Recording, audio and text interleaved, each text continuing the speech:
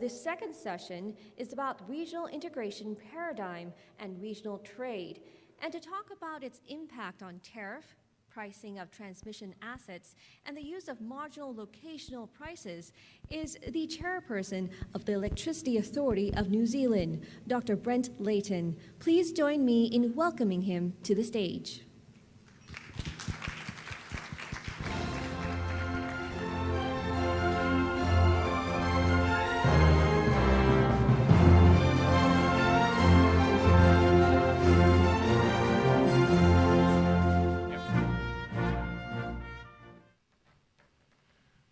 Good afternoon, ladies and gentlemen.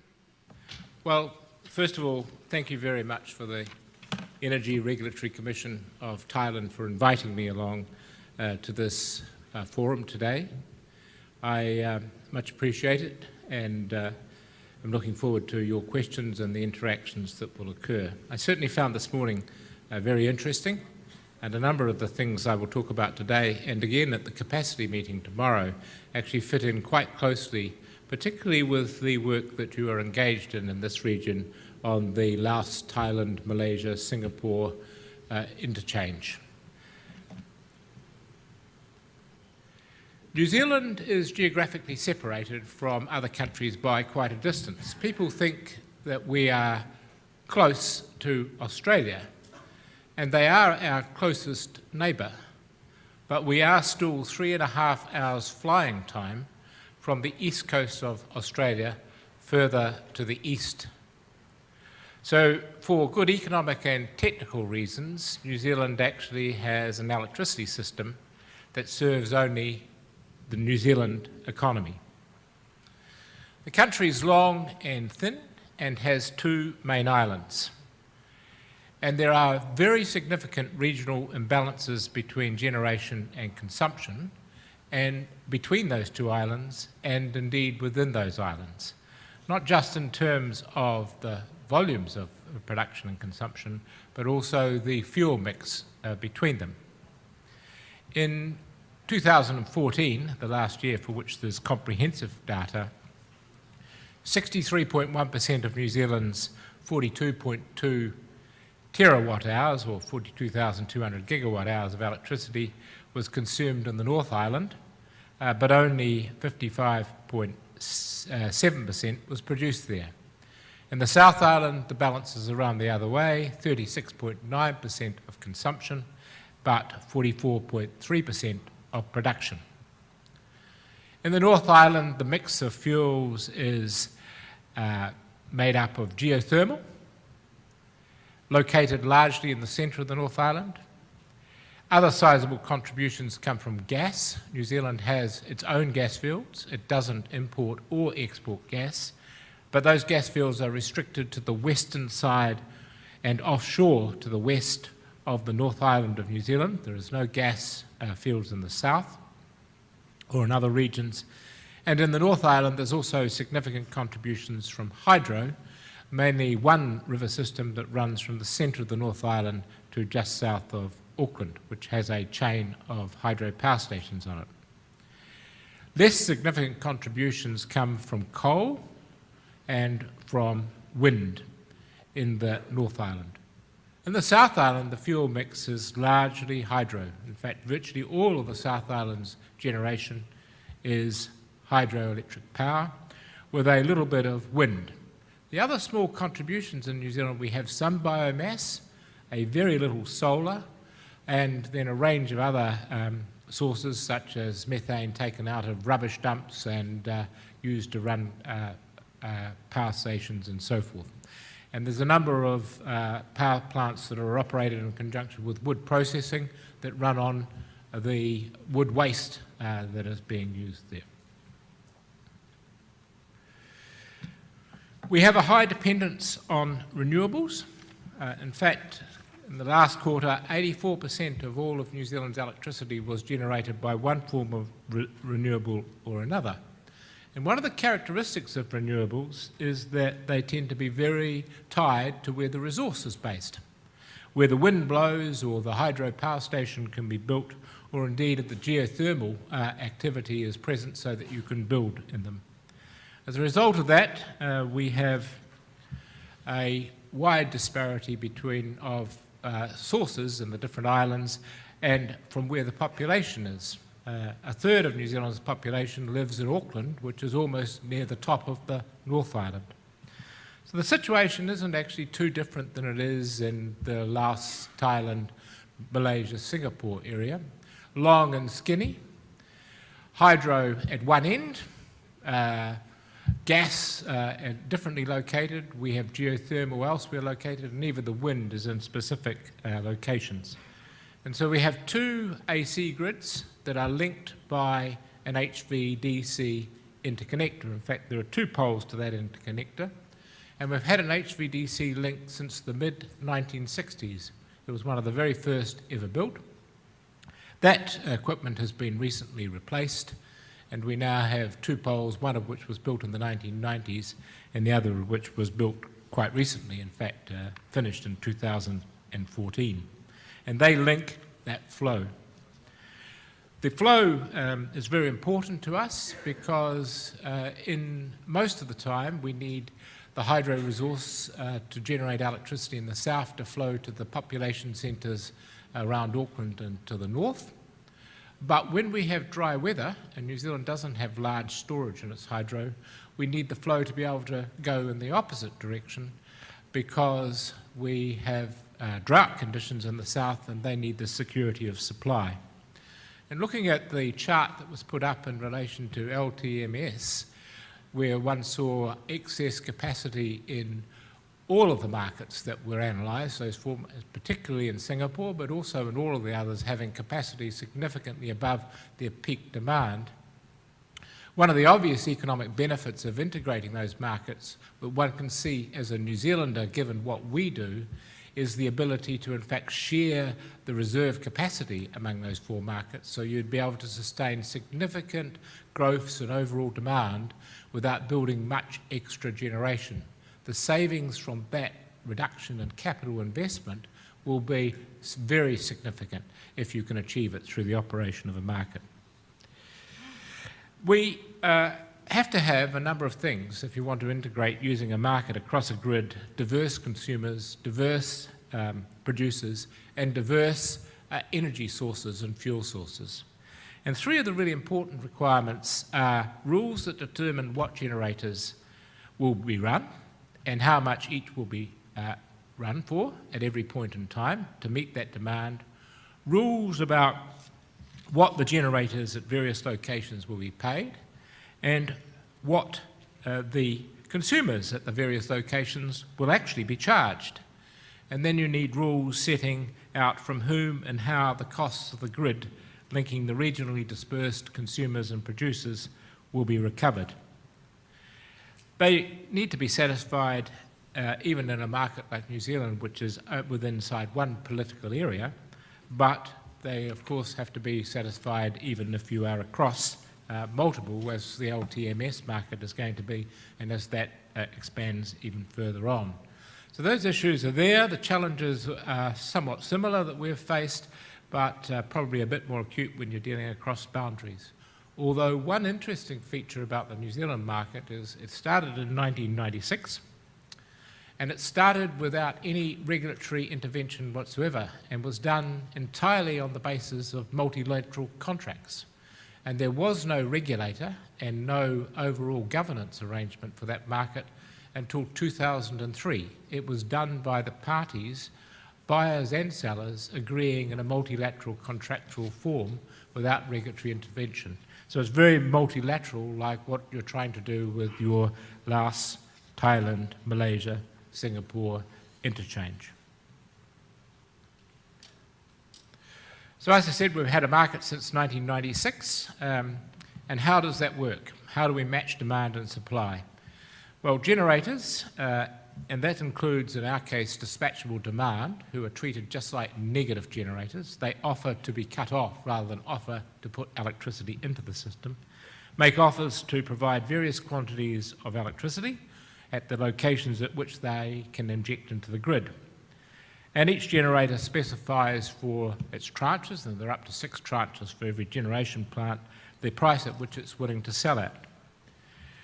Those offers are made every half hour, for every half hour for 2 days in advance of the actual operation, and they're made up until gate closure. Generators that are not directly connected to the grid, generators which are generally less than 10 megawatts, are in fact not required to make offers. Offers have to be positive or zero, though we can't have negative offers. And gate closure for most generators is 2 hours before the start of the half hour to which an offer relates. A standard generator cannot alter its offer price after gate closure, and it can only alter its offer quantities for a genuine physical reason. For intermittent generators, and that is wind and solar, who really can't predict what their output will be because the sun can can go under a cloud for solar, or for wind, the wind that was blowing can slow down. There is effectively no gate closure, but there are rules about how they offer so that they cannot use that intermittency to effectively game the market and advantage themselves relative to other players. And those rules for the intermittent generations include a requirement that they offer at no more than 1 cent per megawatt hour. That's right, only 1 cent a megawatt, so it's a fraction of a cent a kilowatt hour. Essentially what that says is they have to be a price taker in the market. They cannot be the parties that set the prices except at that very low level. And so they are to allow, and it's a quite simple rule, it has worked out that it's allowed quite effectively intermittent generators, wind and solar, to be integrated quite successfully into the New Zealand market, and we now have wind is running about 6 to 7% of total generation. Those figures I gave before were about in particular islands. The system operator uses a linear program computer model, which would be familiar to some of you, which is called Scheduling, Pricing and Dispatch, or SPD. And what it does is determines what offers will be accepted to meet forecast demand and which generation plants or dispatchable load will be utilised and for what quantities. And the optimisation program has as an objective function the minimisation of the total delivered cost of energy in reserves to consumers. So it takes into account losses from different locations. It also takes into account the costs of reserves, and it takes into account the transmission constraints that are there in the system, and it takes into account all of the security requirements of being able to manage the system as a prudent operator does for a system operator. So reserves can be provided either by generators or in fact by interruptible load. Large or even aggregated small consumers can offer to provide reserves that is offered to be cut off rather than to inject in as a way. And in practice, in fact, interruptible load is a very significant source of reserves in the New Zealand marketplace. We also have markets for black start. That's the situation where the system goes down, you have no power to start a power station normally, but some power stations are able to be started and you piggyback and get the system back up again. We also have markets for frequency keeping, and indeed the HVDC link now has round power ability, that is, can send power in both directions, and we're using that as of quite recently to help maintain frequency and reduce the need for frequency keeping, and creating now a national market for frequency keeping rather than two island markets across it. And we also have underway a market arrangements for providing extended reserves. So that's how we match demand and supply. How do we set the prices? Well, it's a linear programming model, as I said. The shadow prices of it actually in the same model work out the locational marginal price at each injection and each offtake point of the grid. And the price at those reflects the marginal cost or benefit of providing an extra megawatt hour of energy at that particular injection or offtake point. And it does that given the available offers, the transmission losses and constraints that would be incurred if you inject and take off at that particular node. There are approximately 250 nodes for which prices are determined in New Zealand, and they're spread across the two main islands. Generally, the more northerly, that is, the further you are from those relatively cheap, short-run marginal cost hydro stations, and the more remote you are from generation, the higher the price is. And prices can be quite divergent between places, but on average they're about 10 to 20% difference between the north and the south over the course of a day. And prices vary quite significantly during the day, from the times when you've got peak demand until times when you've got low demand. They can go from a few cents a megawatt hour to a few $100 a megawatt hour. Normally they range between something like $30 and 110, 120 New Zealand dollars, or in US dollars 20 and about 80 during the course of a day, but they can have quite wide variations. And generators are paid on the basis of their long-run marginal price at the location in which they inject, and the offtake customers at the same LMP at the location in which they take electricity from the grid. New Zealand is an energy-only market. We have no capacity payments to generators, and there are many markets where there are payments for capacity. A generator in New Zealand doesn't get paid anything unless they provide energy or ancillary services like frequency keeping or reserves. And if they just are there, they don't get paid anything for having capacity available. Why is that the case? Well, the usual needs for capacity payments in markets are twofold. One is that people, for political reasons, impose an upper cap on the price of electricity. They find it hard to justify to politicians why prices might go very high in an energy-only market. But you need very high prices in an energy-only market to encourage people to keep that reserve capacity to meet those occasions when your plant is only very infrequently run. And if the plant is only infrequently run, it needs a very high price to actually economically sustain it. New Zealand doesn't have a cap. The other reason that it occurs is to promote the construction of particular types of generation, usually renewables. But New Zealand actually has already 84% of its electricity being produced by renewables. That's risen from 65% in the mid-2000s. And we introduced an emissions trading scheme in 2008. It applies to electricity generation, in fact, applies to all gases in all sectors. And it ties the price of carbon to the world price, which has been relatively low most recently. But generators know that it's going to be the world price. It's not a hugely contentious political issue, but they factor that in their investment decisions. And we've been having significant development of renewables at the expense of gas and coal-fired power stations, which are being shut down. New Zealand, there are a couple of interesting bits. New Zealand has that full nodal pricing. There are 250 different prices. There's been a lot of agitation over years for people saying we should move to a fewer number of prices, we should move to zonal prices, and the usual argument they put is it inhibits retail competition. New Zealand has full retail competition. Every consumer can choose what retailer, and we have 27 different retailers among 4.5 million people. But New Zealand also has a long, skinny configuration. It also has this diversity in generation and production. It also has the differences in fuel types, so that the actual differences between nodal prices do signal real economic costs and real economic benefits of consuming or generating at different locations. And for that reason, it has been maintained as a full nodal pricing market. Recently, we introduced financial transmission rights. They are hedges between different locations, and we have an active market for them and for options on financial transmission rights, which is a transmission cost hedge, and that has largely silenced the calls for zonal pricing to replace full nodal pricing. There used to also be claims that large generators were able to manipulate the wholesale and hedge markets to their advantage, usually in dry years when we had hydro scarcity.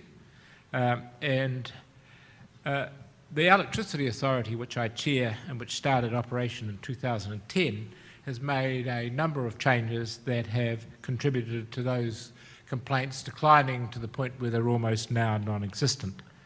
And I've listed what those various changes are.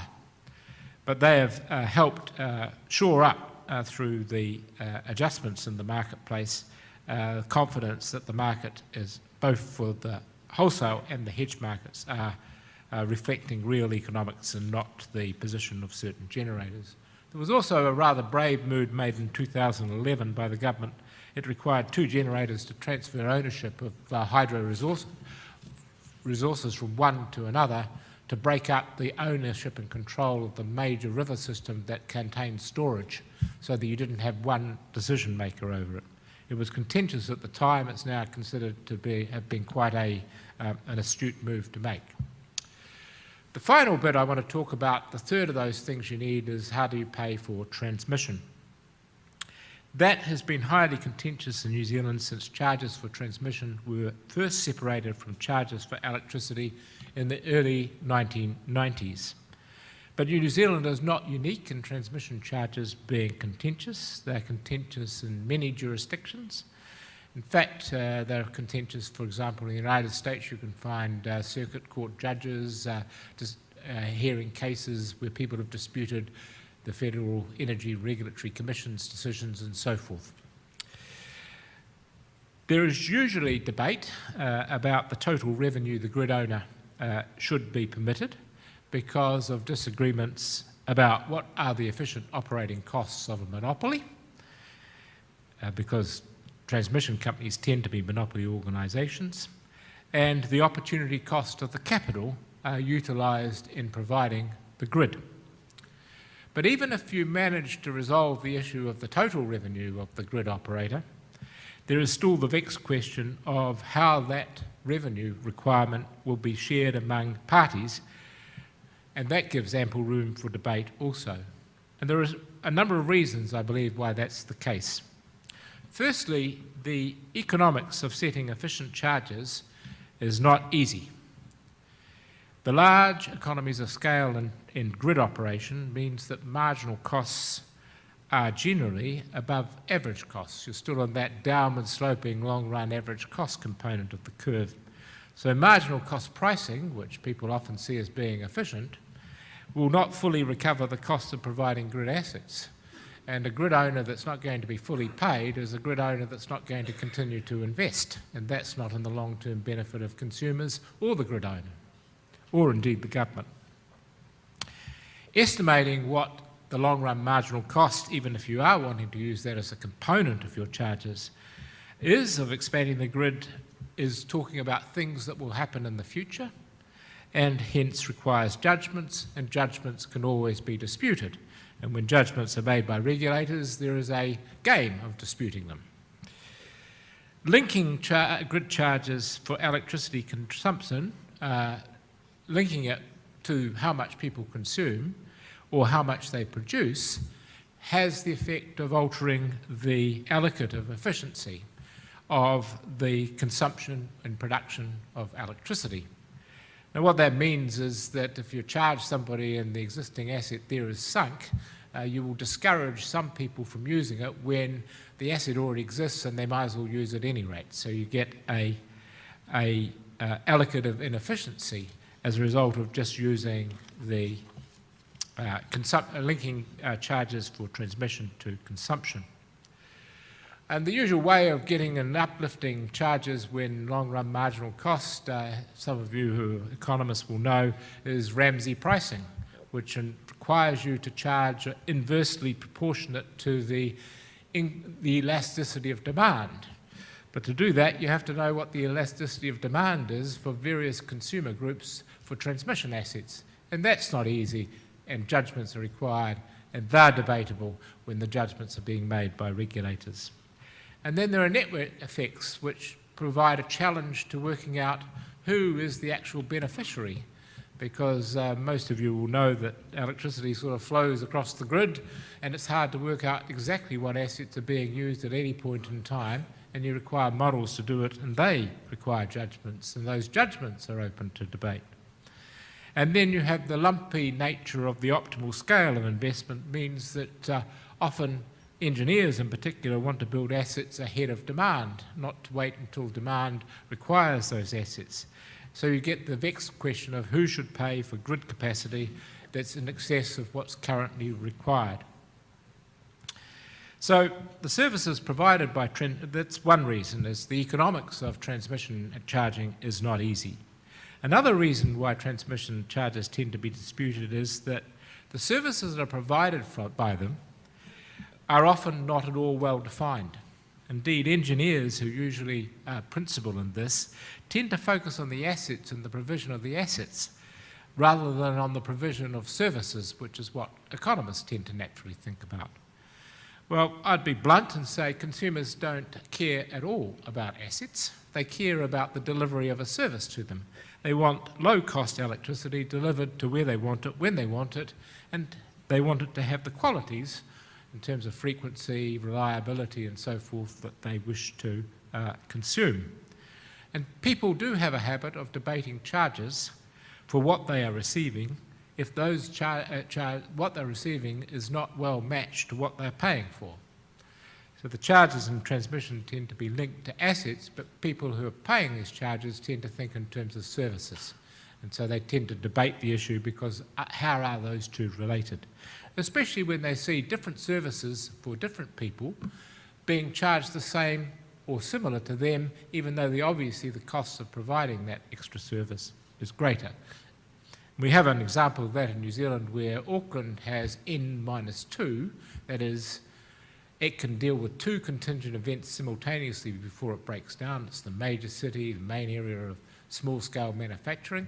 The rest of the country tends to operate on N-1 or N, that is, has only coverage for one contingency or no contingencies, yet the charges are uniform across the country. The people of Southland don't like seeing the people of Auckland getting something that they're paying for but they don't share in. Then the transmission is a natural monopoly, I've said, and the grid is often provided by a government-owned entity, and if it's not, it's provided by a regulated entity usually, and that has several effects. The charges set are often heavily influenced by political decisions and potentially open to effective lobbying by parties. If parties think lobbying may work, then expect lobbying. That's the incentive they've got and they tend to do it.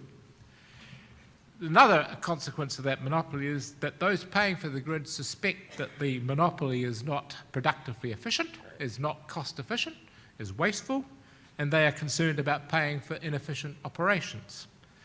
And thirdly, consumers fear that grid investments will be large and occur earlier than economically optimal and be of bigger size, and that's because both regulators, they know, and politicians tend to be risk averse and they're concerned about paying for that inefficient investment. I've said already that New Zealand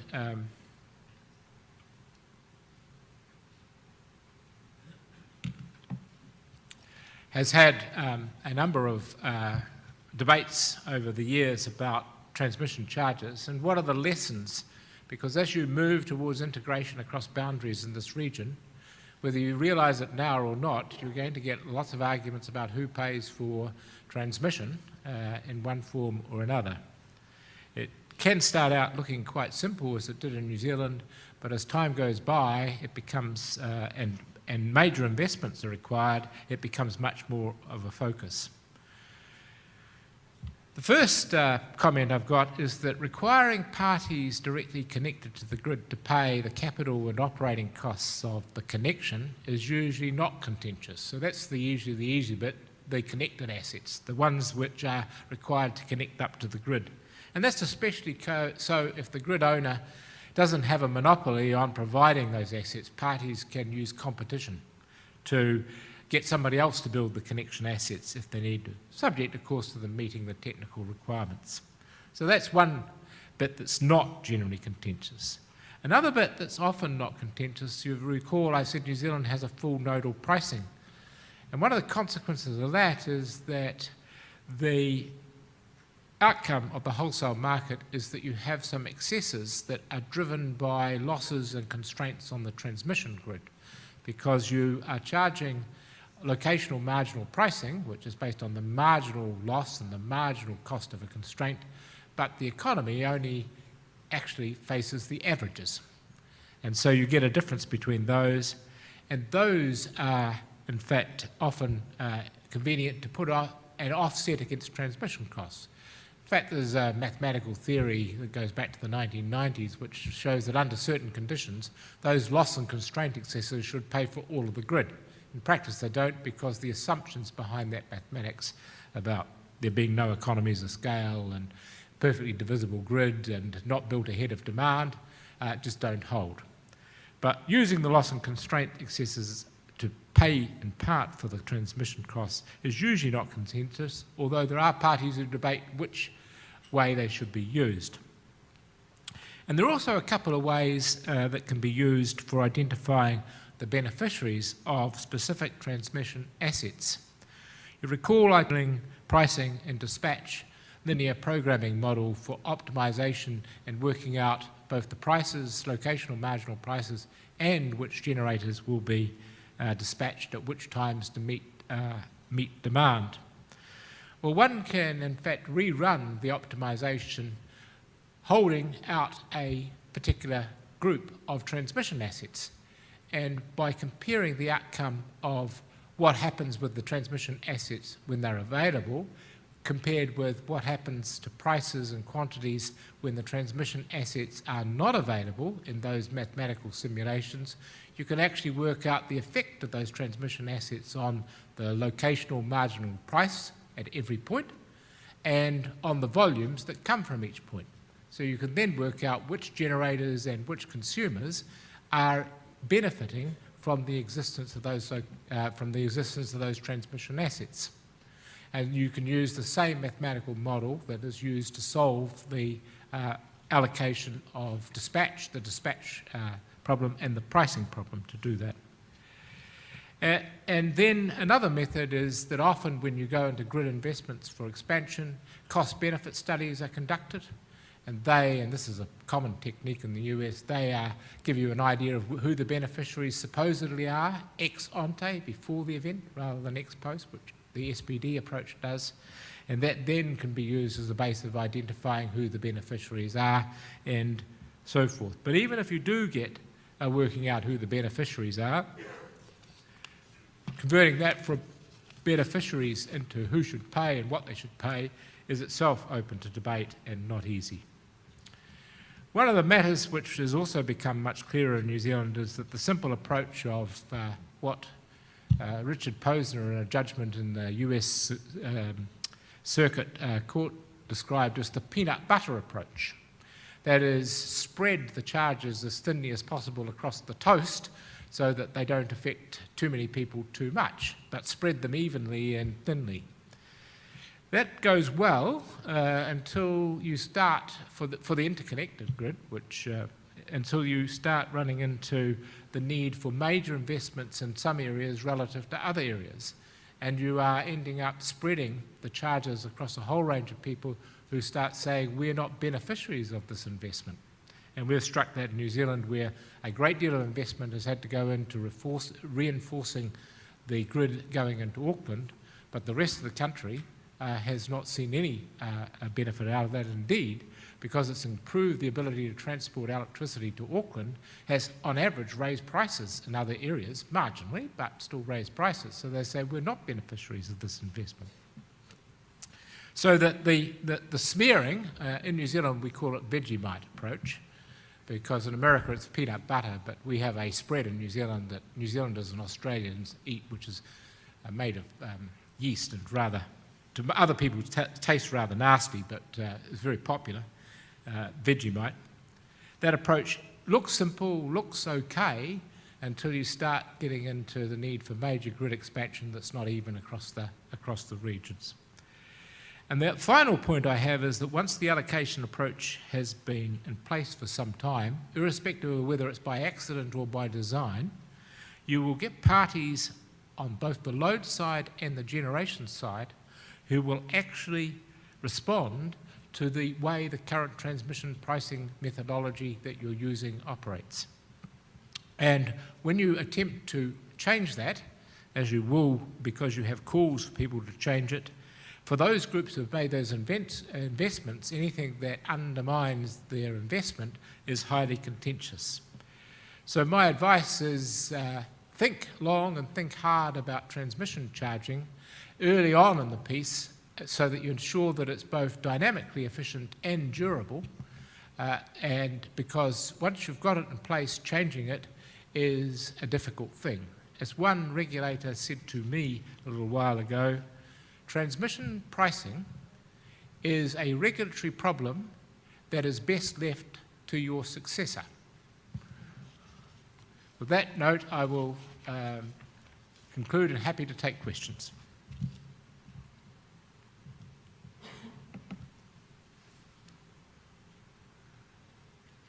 Yes, down in the front row.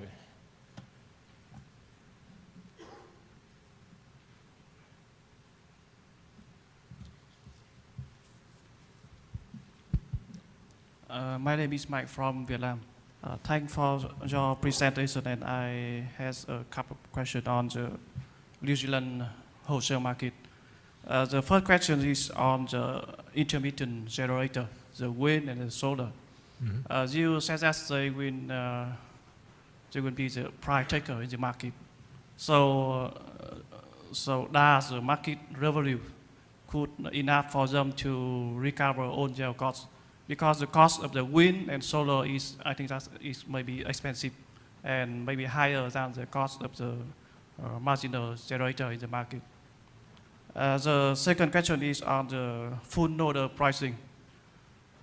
In general, for the remote area or for the rural area, the market price will maybe higher because it's far from the power station.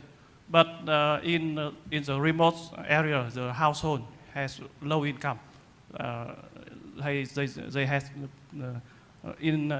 normally in a remote area, the household will normally poor and cannot be much money to pay the highest price in this case. So that is a situation in our country, but I'm not sure that do the New Zealand has the same problem. But in this case, do you have some kind of arrangement or some kind of subsidy for the remote area? Thank you. Right. Well, in answer to your first question about wind, the long-run marginal cost of wind is cost competitive in the New Zealand environment. We have no subsidies at all, and indeed the average price in New Zealand is around about 70 New Zealand dollars, which is 54 New Zealand dollars worth about 0.54 of a euro. So at the present time, so it's competitive with international prices, but wind is actually around that. Before I became the regulator 5 years ago, I worked at an economics institute, and I did a lot of the consenting work for some of the generators. I used to also work for the consumers as well, but for the generators. So I know what their marginal costs are, and they are competitive at it. And so we actually still have, without subsidies, wind farms. The most recent generator opened in New Zealand was a wind farm, and it was opened about 2 or 3 weeks ago. And I know what its marginal cost of production is, and it's very cost competitive with the wholesale price. So we don't have that issue because we actually get much higher yields out of our wind. And I would be cynical enough to say that not only if politicians entertain lobbying, you could expect lobbying, if regulators entertain subsidies, you can expect the need for subsidies. So that I suspect that in some countries people get wound up a bit as regulators about the need to subsidise some of these. In terms of solar, it isn't relatively cost competitive, and so we actually have relatively little of it because we have no subsidies for it. But there isn't a real environmental reason for solar in New Zealand because 84% is renewables at any rate, and solar you have to pollute the atmosphere to make the solar panel. So why would you want to displace a hydro that already exists with a solar panel just on greenhouse gas bases? So we don't subsidise those, and at the moment we're making sure that solar will pay their proper distribution component by ensuring that the distribution charges aren't all linked just to the energy that goes in. So New Zealand's circumstances are a bit different than other countries in terms of the wind resource we have, and we've had a long tradition of no subsidies. Indeed, our regulatory statutory objective would make it impossible for us to introduce subsidies. Because we're required to promote efficiency, we're required to promote competition, and subsidising one form of fuel won't do it.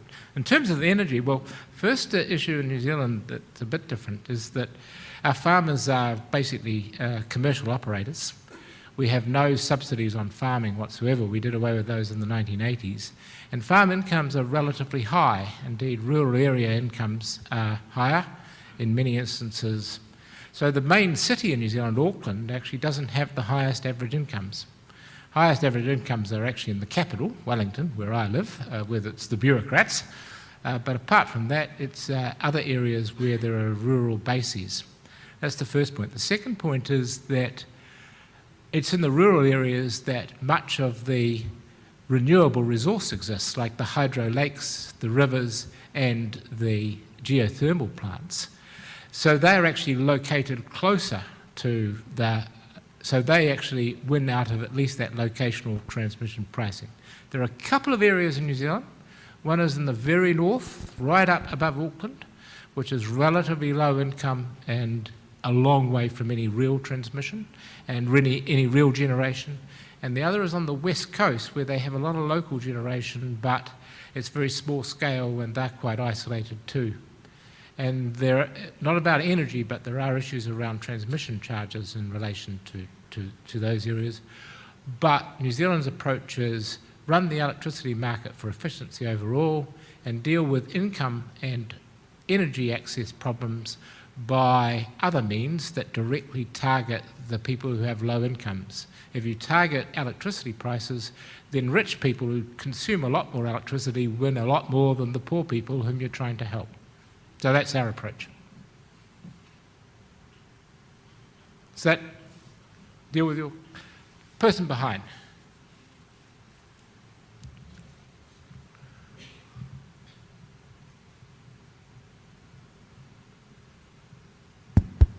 Thank you. My question concerning on interruptible load. I saw your note written that interruptible load is an important source of reserve. I have three questions on this. The first one is who use interruptible load? Second, how many % of customer using such kind of load? And the third one is what incentive do they get by applying this interruptible load? Thank you. Well, the sort of parties that provide interruptible load is, firstly, you can have some major electricity